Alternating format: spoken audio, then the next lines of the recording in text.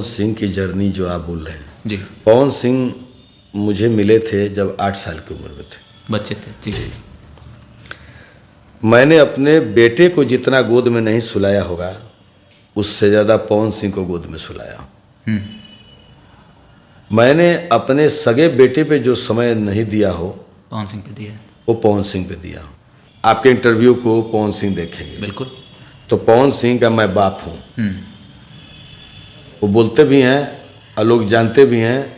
और हर बाप चाहता है, हर गार्जियन चाहता है, हर लड़के का चाचा चाहता है कि उसका लड़का जो है बहुत आगे बढ़े।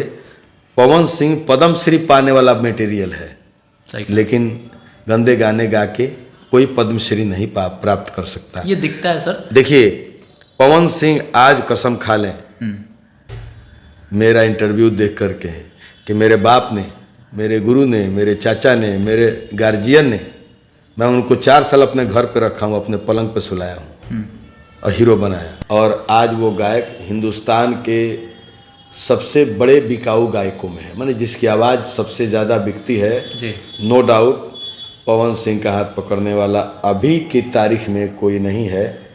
जितने उनके फैंस हैं, जितनी उनकी अच्छी गायकी है।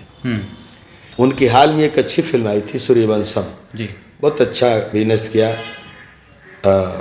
मैं उसके निर्माता, निर्देशक और पवन सिंह, उसकी हीरोइन, उसके गीतकार, संगीतकार सबको थैंक्स बोलता हूँ। जब फिल्म चले तो थैंक्स बोलना चाहिए और मेरे जैसे आदमी को और बोलना चाहिए जी।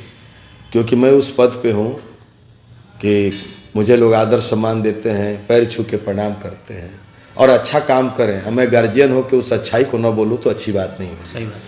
पवन सिंह भारत रत्न प्राप्त कर सकता है लता मंगेशकर की तरह, ऐसी उसकी आवाज़ है। तो हमें दुख क्यों नहीं होगा, हम उनके सही शुभचिंतक हैं। मास्टर जो होता है, गुरु जी होता है, छड़ी मारते हैं बच्चों को, लेकिन प्यार उनके दिल में रहता है। सुधारने के लिए मारते हैं। मैं क्या बोला, आज बोल रहा हूँ ना कि दुनिया की नज़र में पवन सिंह कहाँ है मुझे नहीं मालूम, लेकिन पवन सिंह इतने बड़े गायक हैं, इतने अच्छे गायक हैं। मैंने अपने जीवन में उतना अच्छा गायक नहीं देखा, मैंने जितनों को गवाया जी हैं। तो मैं क्या बोल रहा हूँ उनके बारे में आप सोच सकते हैं। आपने लोकसभा चुनाव में भी उनको टिकट दिलाने के लिए भरपूर प्रयास किया, यहाँ तक कि मैंने 1-2 जगह बात सुनी आप अपनी पार्टी को लेकर भी नाराज थे कि पवन सिंह जैसे कलाकारों को टिकट मिलनी चाहिए जिसने भाजपा की सेवा की। देखिए कुछ ऐसे कलाकार हैं जैसे मनोज तिवारी जी हैं, रवि किशन जी हैं, आपको वो हीरोइन है कौन, अक्षरा नहीं जी, वो अरे बहुत गोरी है जिसकी झांसी की रानी फिल्म आई थी, कंगना रनौत जी, है ना। आपको ये सब लोगों ने भारतीय जनता पार्टी का दामन थामा। ठीक है, भोजपुरी की बात हम करें, भोजपुरी की बात हम करें तो 3 कलाकार हैं, तीनों सांसद, 2 सांसद हैं, एक सांसद थे, मतलब 3 सांसद तो कहेंगे। जितना समय और जितनी मेहनत पवन सिंह ने बीजेपी के लिए किया उतनी मेहनत ये तीनों लोग नहीं किए।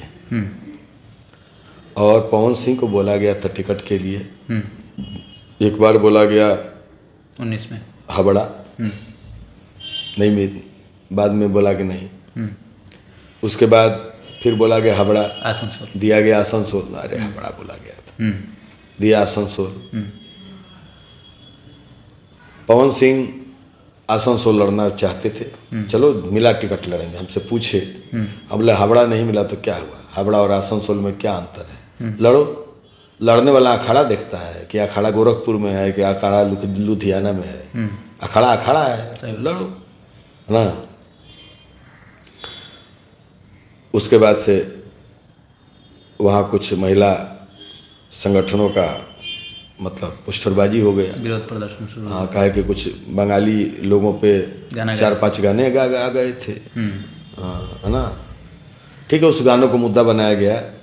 बाद में भारतीय जनता पार्टी, बहुत कम लोग जानते हैं, भारतीय जनता पार्टी ने ही कहा कि तुम मत लड़ो जी, है ना।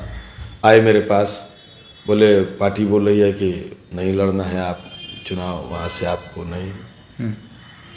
तब बोले देखो, अब पार्टी की भी इज्जत बचाओ, अपनी भी इज्जत बचाओ, बैठ जाओ, ठीक है।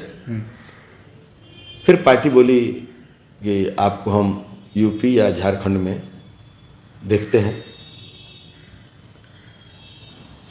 वहाँ भी नहीं मिला।